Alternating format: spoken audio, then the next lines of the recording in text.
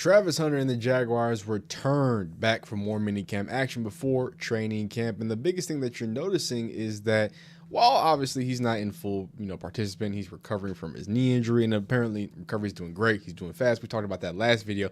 More importantly, he's still in the blue jersey, or teal, that's what y'all call him, Jazz. That's that teal action. Well, he's still locked in on that side. So I think that's very interesting, right? This is a Jaguars team that's coming off of having a very strong second half in which Jacoby Myers and Parker Washington really gave you some really valuable minutes and really gave you valuable options for Trevor Lawrence as he was finding a really good groove as they went on to go ahead and hunt for the playoffs.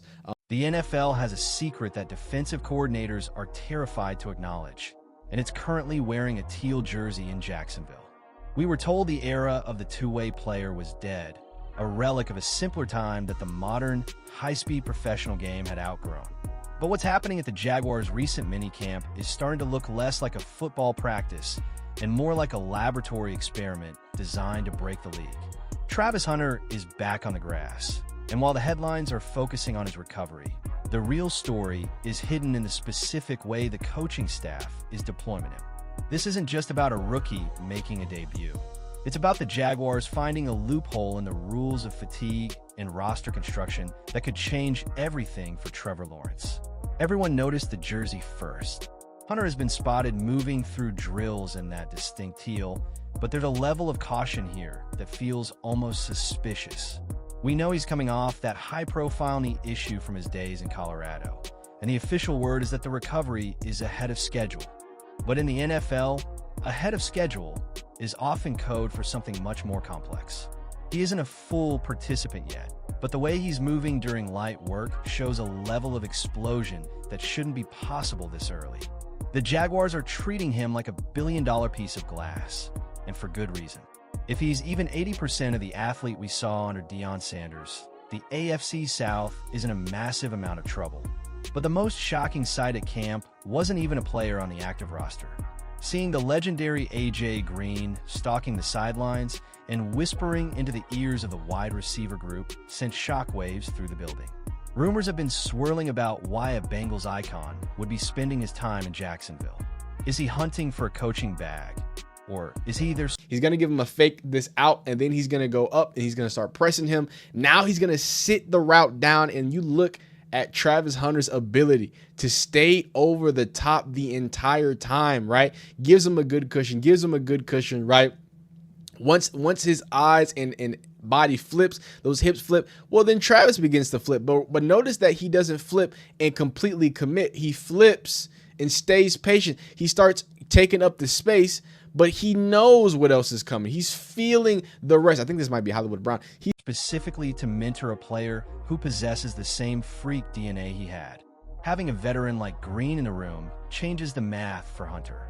It's one thing to have raw, collegiate talent, but it's another thing entirely to have a 7-time Pro Bowler teaching you the dark arts of the position.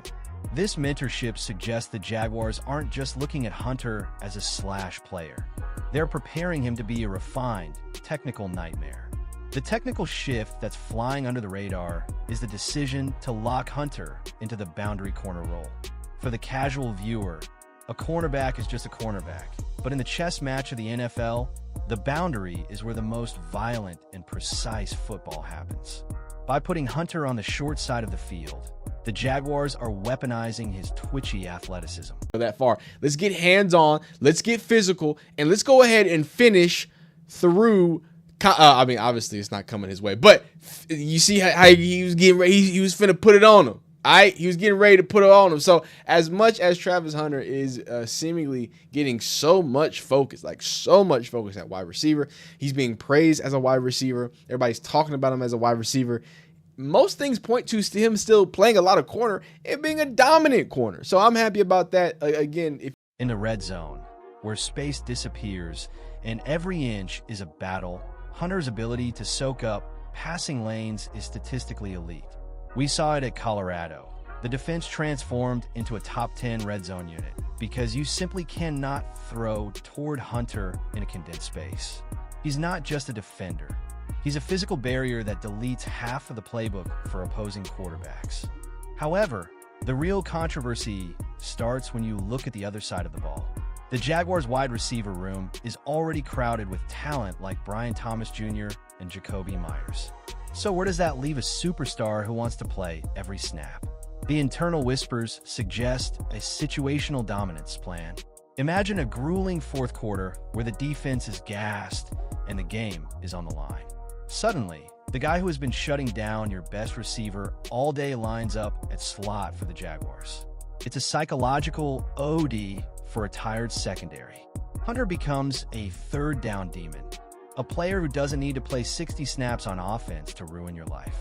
He only needs 3 or 4 high-leverage moments to flip the script of an entire season. Interestingly, Hunter isn't the only Colorado product making waves in this building. The Buffalo Pipeline is becoming a very real thing in Jacksonville. Players like Cam and BJ Green, who fought through the fire of the Boulder spotlight, are carving out roles as undrafted free agents.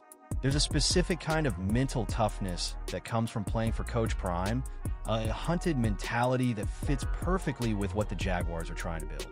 These aren't just roster fillers. They are players who have already dealt with more media pressure than most NFL veterans. Seeing them thrive at OTAs proves that the Jacksonville front office isn't just betting on Hunter. Of the Trevor Lawrences, let's take a peek at Trevor Lawrence.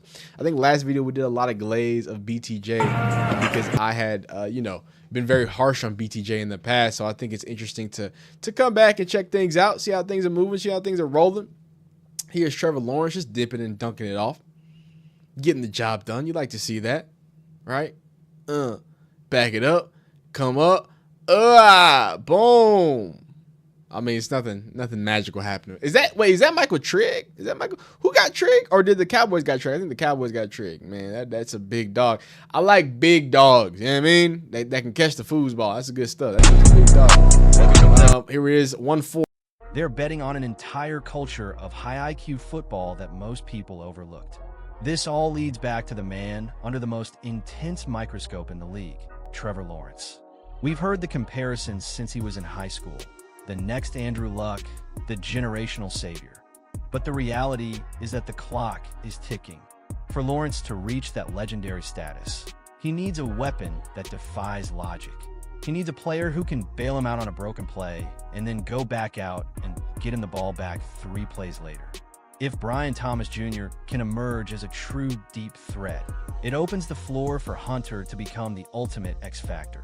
The synergy between a refined Lawrence and a wild card like Hunter is the kind of stuff that winning streaks are built on.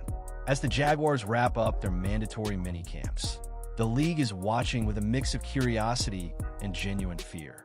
We are witnessing the potential birth of a new type of superstar, one that doesn't fit into a box or a single position meeting room.